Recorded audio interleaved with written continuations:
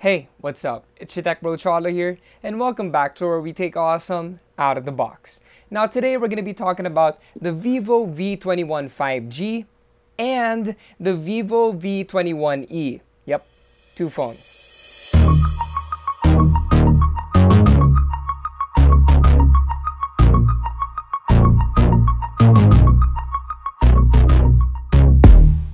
Vivo's V21 series is dropping here in the Philippines, and we're pretty hyped because we're getting two versions of the phone. Locally, we're getting both the V21 5G and the V21E. And just how different are these two phones? We're gonna find out in this double unboxing. The boxes are virtually identical, especially from the side, but of course on the front we have a small difference in branding and the 5G symbol on one of them.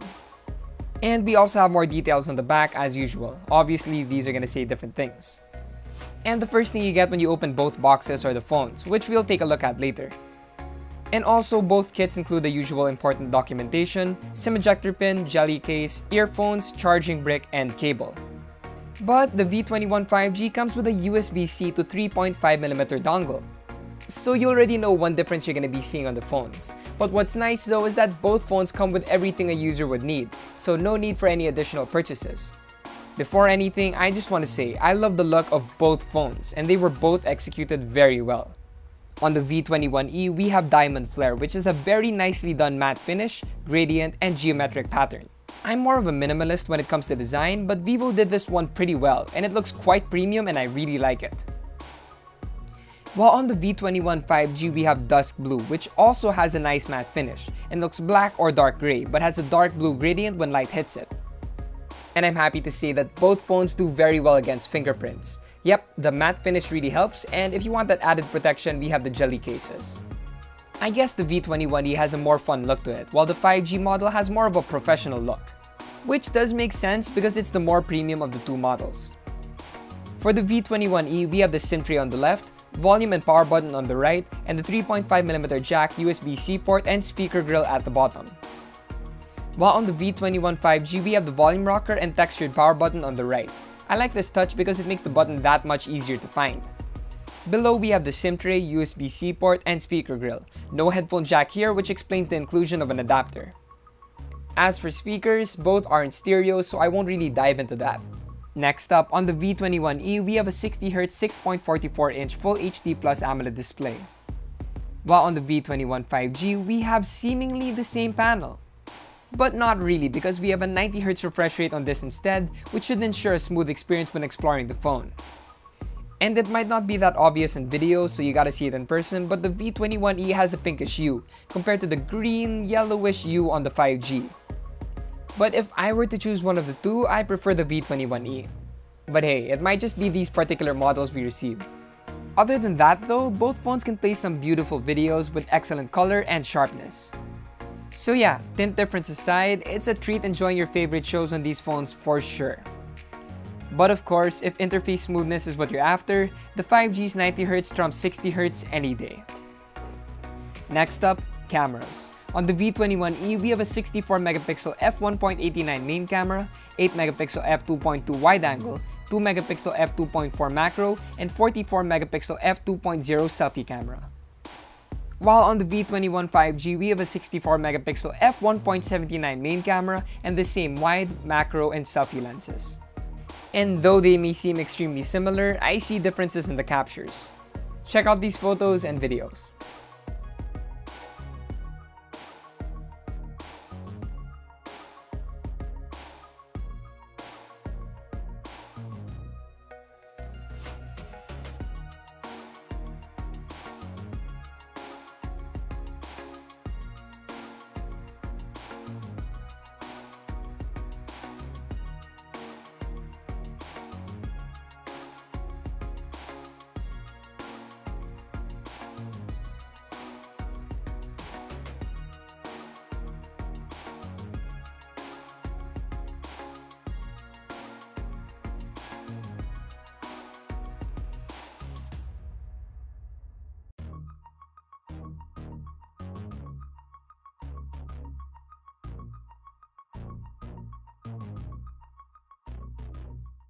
Sometimes I prefer one photo over the other, but in the end I like the output of the V21E more.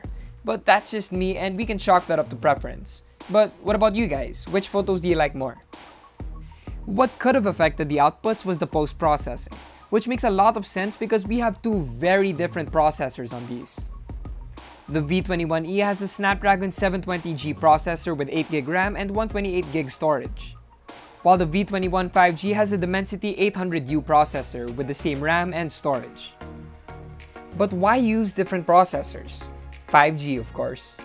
The Dimensity 800U supports this and also has higher clock speeds, as well as UFS 2.2 storage support. This pretty much secures the V21 5G as the more premium of the two when it comes to performance. It's sure to play the bigger games better, as well as run with speed that can keep up with its 90Hz refresh rate.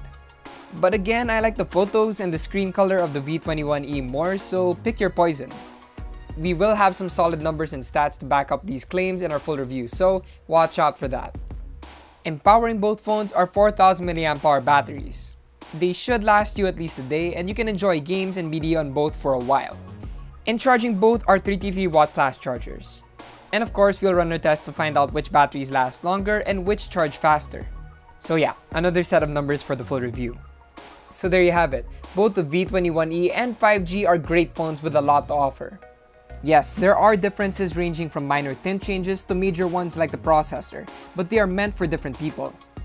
If you're after a powerhouse that can take 5G and play games on higher settings, grab the V21 5G. But if your area doesn't even have 5G or you use your phone more casually, you can save a couple thousand pesos and grab the V21E. You'll still get good cameras, excellent media viewing, and play great games with ease. And as of the making of this video, we don't know the prices, so watch out for the announcements.